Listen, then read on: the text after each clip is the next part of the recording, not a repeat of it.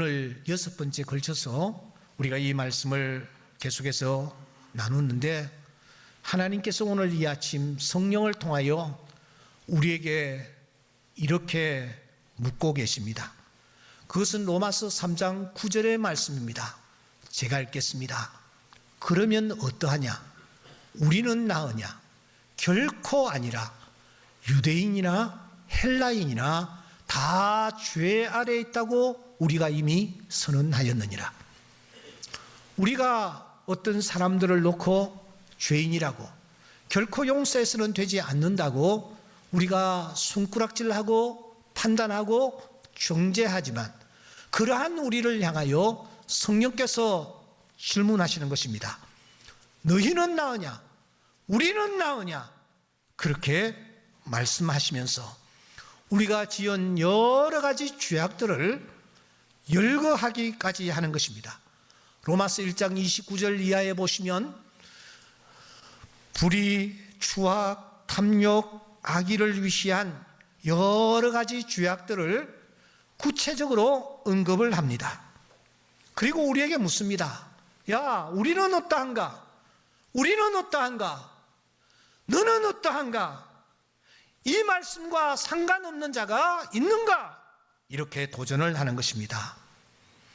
헨리 몰리 주교는 이 본문을 놓고 창녀, 거짓말쟁이, 살인자들은 하나님의 영광에 분명히 이르지 못한다. 하지만 당신도 마찬가지다.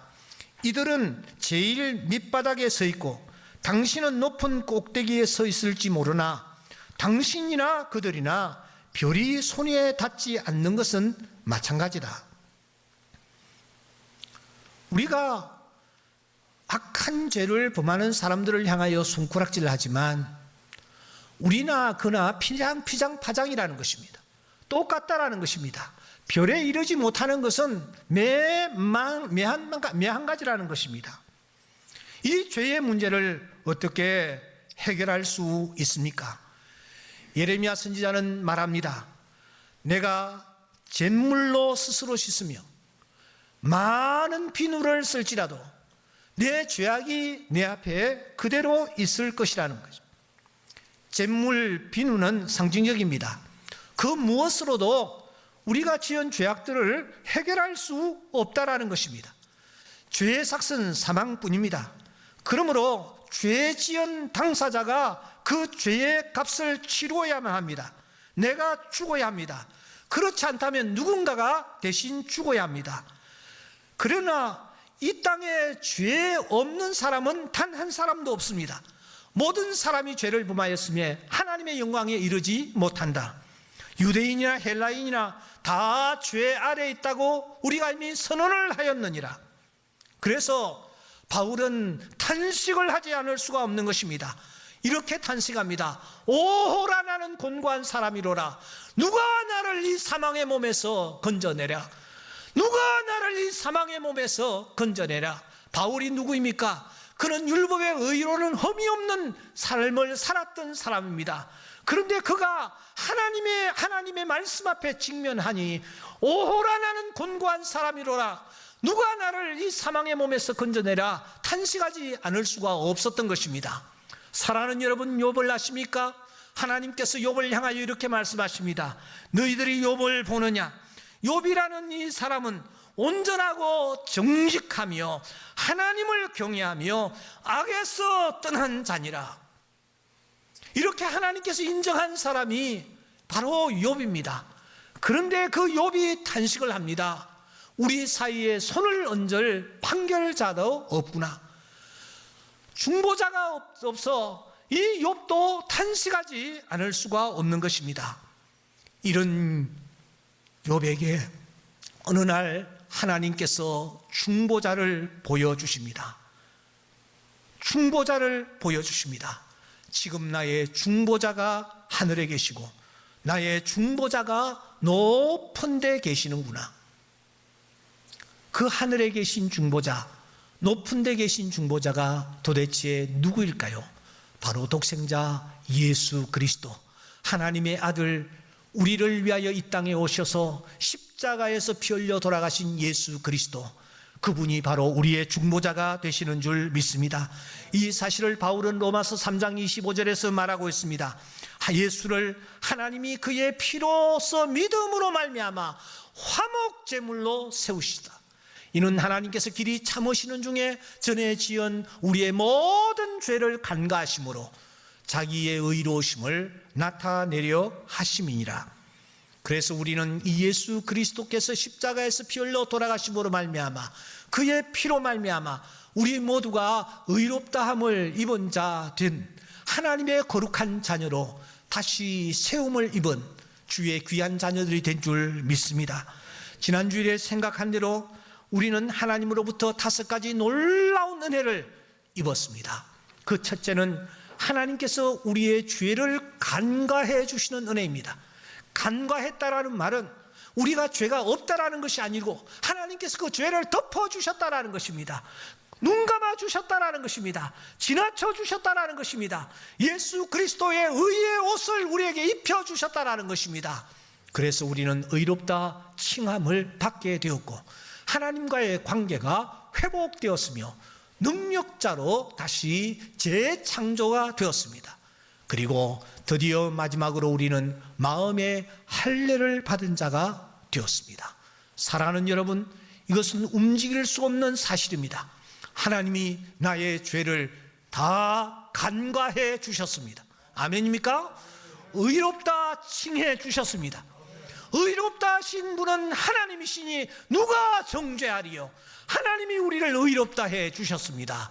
이제 하나님과의 관계가 회복이 되었습니다. 능력자로 재창조함을 받았습니다. 마음의 할례를 받은 자 되었습니다. 우리는 이제 그런 자로 살아야 할 줄 믿습니다. 어떻게 살아가는 것이 이 5가지 은혜를 입은 자의 모습일까요? 오늘 성경에 보시면 3가지 질문이 등장을 합니다. 그 3가지 질문이 오늘 우리가 취해야 할 자세를 그대로 보여주고 있습니다. 여러분 성경을 한번 보시기 바랍니다. 3 질문이 오늘 본문에 등장하는데 27절에 보시면 그런즉 자랑할 때가 어디 있느냐라는 질문입니다. 29절에 보시면 하나님이 유대인의 하나님이시냐, 유대인만의 하나님이시냐, 이런 질문이 있습니다. 31절에 보시면 우리가 율법을 파기해도 되느냐라는 질문이 있습니다. 그런데 여러분 본문을 좀 보세요. 특이한 것은 이 질문이 던져졌지만 이상하게 우리에게 답을 요구하지 않는다라는 거예요. 이 질문에 한번 대답을 해보라며 시간적 여유조차 주지를 않습니다. 아니, 본문을 자세히 보시면 속사포처럼 질문 후에 답을 오히려 우리에게 주고 있습니다. 질문의 답, 질문의 답, 질문의 답, 이런 형식입니다. 이런 형식은 성경에서 거의 유일한 현장입니다. 그런데 여러분, 더 특이한 것은 분명 질문은 3가지입니다. 3 종류의 질문이 주어졌습니다. 각각 다른 질문입니다. 그렇잖아요. 오늘 질문을 보시면 질문들이 다 다릅니다. 자랑할 때가 있느냐? 유대인만의 하나님이냐? 믿음으로 말미암아 율법을 파기할 수 있느냐? 이렇게 질문이 각각 다릅니다. 그런데 여러분, 각각 다른 이 질문에 대한 답은 어떠합니까? 본문을 보시면 답은 다 동일합니다. 27절을 다시 보십시오. 있을 수가 없느니라. 29절을 보십시오. 이방인의 하나님도 되시느니라. 31절을 보십시오. 그럴 수 없느니라. 그런데 이 답을 가만히 살펴보시면 이 답들이 한 문장으로 요약되는 것을, 정리되는 것을 알 수가 있습니다. 그 한 문장이 무엇입니까? 그것은 그럴 수 없느니라 입니다. 그럴 수 없느니라. 그러니까 답이 똑같습니다. 아니, 하나입니다. 왜 그럴까요? 이 3 질문이 서로 연관이 없는 듯해 보이지만 동일한 흐름과 논리적인 연계성을 가지고 있기 때문입니다. 그러므로 질문은 세 가지인데 질문에 대한 답은 하나인 것입니다. 첫 번째 질문에 대한 답도 그럴 수가 없다. 두 번째 질문에 대한 답도 그럴 수가 없다. 세 번째 질문에 대한 답도 그럴 수가 없다입니다. 그래서 오늘 저의 설교 제목이 그럴 수가 없습니다입니다. 그럴 수가 없습니다. 성령께서 이 시간 우리에게 도전하십니다. 야, 너희들 자랑할 게 있냐? 이 질문에 우리로 하여금 답하라고 말씀하십니다. 하나님이 유대인만의 하나님이시냐? 이 질문에 우리로 하여금 답하라고 말씀하십니다. 믿음으로 구원을 받았다고 해서 율법은 파기해도 되느냐? 이 질문에 답을 해보라고 말씀합니다.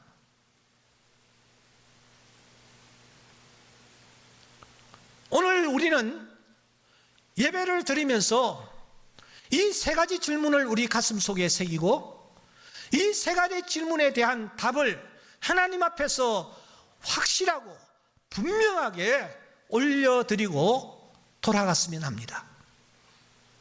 자랑할 게 있느냐? 유대인만의 하나님이시냐? 율법은 파기해도 되느냐? 이 질문의 말입니다. 로마서의 핵심이 무엇인지 아십니까? 로마서의 핵심은 이 세 질문에 대한 답입니다. 그러므로 그럴 수가 없습니다라는 이 대답은 로마서를 떠받치고 있는 기둥이라고 할 수가 있습니다. 인간이 하나님 앞에 자랑할 것이 아무것도 없다라는 것, 그리고 하나님은 온 세상의 하나님이시라는 것, 더 나아가 이 로마서가 믿음을 강조하는 듯해 보이나 결론은 하나님의 말씀과 하나님의 뜻대로 사는 자를 하나님이 요구하고 계신다라는 것, 바로 이 세 가지 핵심을 이 로마서가 이루고 있기 때문입니다. 사랑하는 여러분, 우리는 하나님 앞에서 자랑해서는 되지 않습니다. 내가 구원받은 것, 내가 구원받을 어떤 자격이나 어떤 조건이 있어서 내가 구원을 받았느냐. 바울은 에베소 교회에 편지하면서 너희가 그 은혜를 인하여 믿음으로 말미암아 구원을 받았으니 이것은 너희에게서 난 것이 아니요 하나님의 선물이라. 행위에서 난 것이 아니니 이는 누구든지 자랑하지 못하게 하려 함이라. 그래서 바울은 구원받은 하나님의 자녀로서 혹시 자랑할 것이 있다 할지라도 그는 자랑하는 일을 늘 주저했습니다. 그는 아니 자랑이라는 단어 자체를 사용할 때에도 무척이나 조심스러워했던 것을 우리가 확인할 수 있습니다.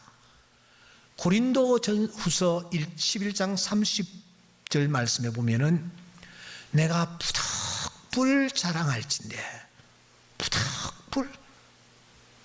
그리고 난 뒤에도 그가 할 말이 있었어요. 그런데 말을 그냥 돌려버립니다. 내 약한 것 자랑하리라.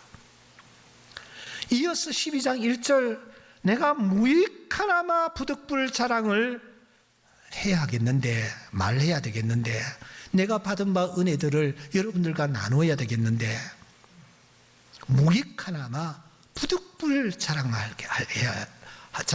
내가 해야 되겠는데, 바울은 지금 고린도 교회 성도들에게 꼭 자랑해야 할 것이 있었습니다. 꼭 해야 할 얘기가 있었단 말입니다. 그런데 그게 혹시 자랑거리가 될까봐 얼마나 마음을 졸이는지 모릅니다. 그래서 그는 심지어 3인칭까지 동원하지 않습니까? 주인공이 자기임에도 불구하고 말입니다. 그래서 겨우 한다는 말이 무엇입니까? 내가 이런 사람을 위하여 자랑하겠으니 나를 위하여는 약한 것들 외에 자랑하지 아니하리라. 내가 만일 자랑하고자 하여도 어리석은 자가 되지 아니할 것은 내가 참말을 함이라. 지나치게 생각할까 두려워하여 그만두노라. 여러분, 바울이 왜 이렇게 주저할까요? 왜 그랬을까요? 자랑이 자칫하면은 교만으로 이어지기 때문입니다. 우리 신앙생활의 가장 큰 걸림돌이 무엇인지 아십니까? 그것은 바로 교만입니다. 교만이야말로 믿음이 자라지 못하도록 믿음을 병들게 만드는 무서운 독소입니다. 이 교만은 코로나19와 다를 바가 없습니다. 인간을 파괴시킵니다. 보이지 않게 인간에게 일단 침투를 하면 끝까지 결말을 보는 존재입니다. 최초의 범죄가 무엇입니까? 눈이 밝아져 하나님과 같이 될 것이라는 이 유혹 앞에서 하와와 아담의 마음속에 교만이 찾아왔고 결국은 그렇게 쓰러져 버린 것입니다. 천사가 왜 순간에 사탄이 되었습니까? 가장 높은 구름에 올라가 지극히 높은 이와 같아질 것이라는 그런 말 때문에 이 계명성이 쓰러져 버린 것입니다. 교만 때문이었습니다. 교만은 그만큼 용납할 수 없는 죄입니다. 하나님은 교만한 자를 물리치시고 겸손한 자에게 은혜를 베푸십니다. 그래서 C.S. 루이스는 이렇게 말합니다. 역사가 시작된 이래 모든 나라와 가정이 겪는 불행의 주된 원인은 교만이다. 교만은 항상 대립을 가져온다. 사람과 사람 사이에서뿐만 아니라 사람과 하나님 사이에서도 대립을 가져온다. 하나님 안에 있으면서도 우리는 우리 자신보다 측량할 수 없을 만큼 뛰어난 분에게 맞서곤 한다. 하나님이 모든 면에서 뛰어나시다는 점과 우리는 아무것도 아니라는 점을 깨닫기 전에는 하나님을 알 수 없다. 교만한 자는 늘 사람과 사물을 내려다본다. 그리고 내려다보는 한 그 사람은 위에 계신 분을 볼 수 없다. 교만한 상태에서는 하나님을 절대로 그러므로 알 수 없다. 스폴전 목사는 이렇게 그 뒤를 이어갑니다. 하나님이 다른 죄는 손가락으로 다루시지만 교만은 팔을 걷어붙이고 다루신다.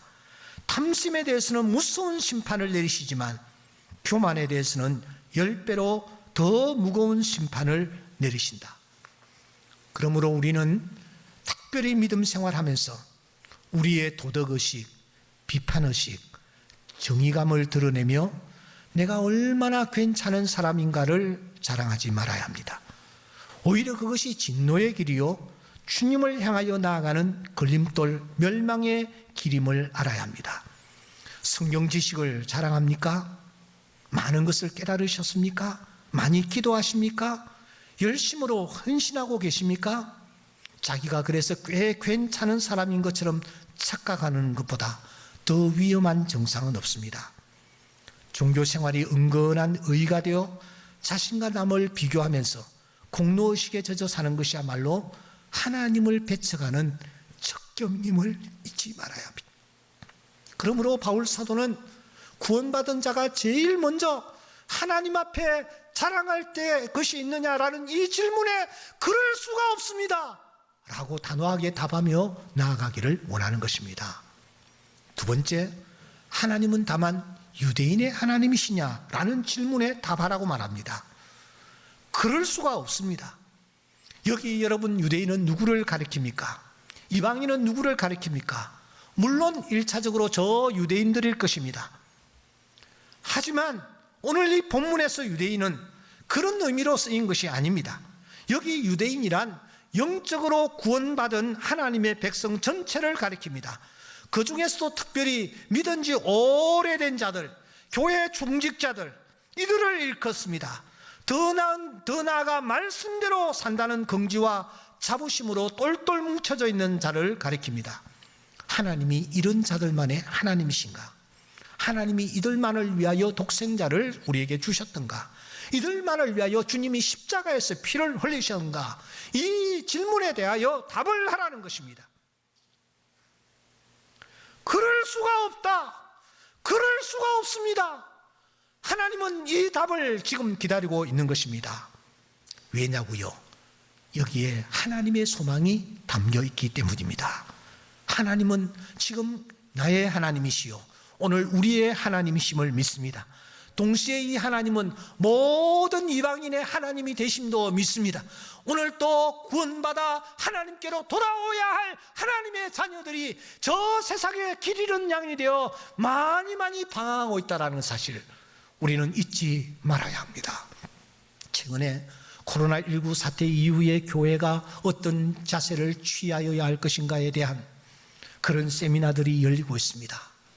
보니까 신천지에 들어갔던 사람들이 자신들이 잘못된 길에 빠졌다라는 사실을 알고 다시 교회로 돌아오고, 특별히 젊은이들 가운데 교회로 돌아올 사람들이 많이 있다라는 조짐, 그 조짐들을 눈여겨보면서 오늘 교회가 이들을 다시 품에 안고 그리스도의 보혈로 저들을 덮어주고 그들과 함께 믿음의 길을 걸어가도록 하는 일에 교회가 관심을 가져야 할 것이라는 그런 논제들을 발표하는 것을 볼 수 있었습니다.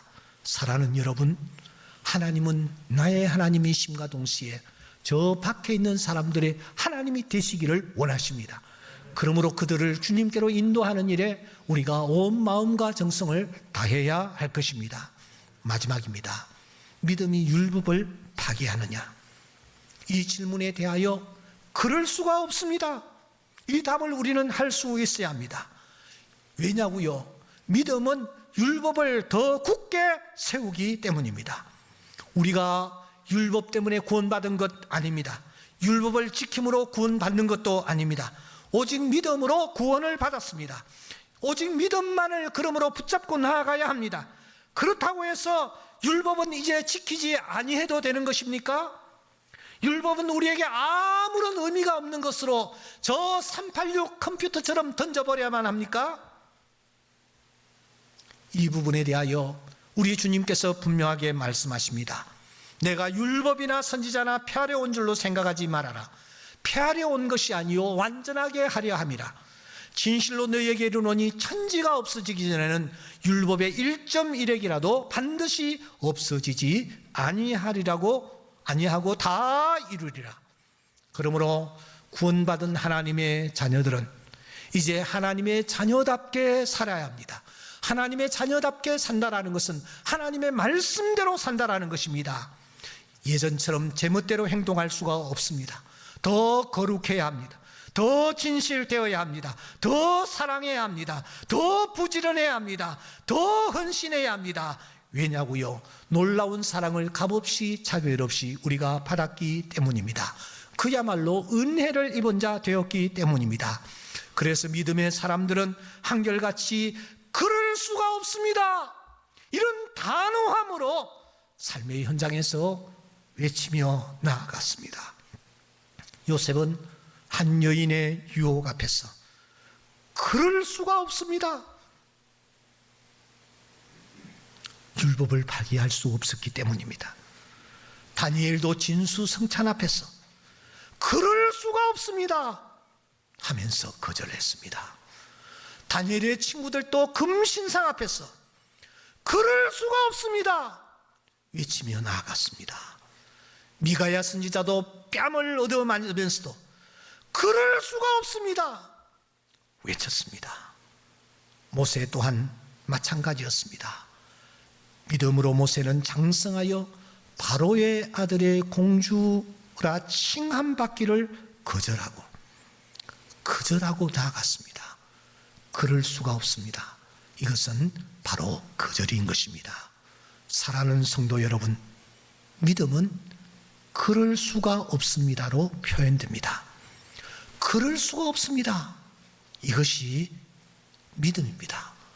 여러분들은 삶의 현장에서 그럴 수가 없습니다를 얼마나 외쳤습니까? 얼마나 하나님 앞에서 이 고백을 올려드렸습니까?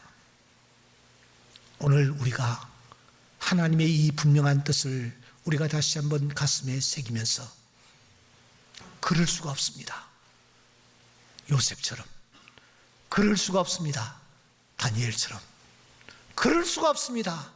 다니엘의 친구처럼. 그럴 수가 없습니다. 미가야처럼. 그럴 수가 없습니다.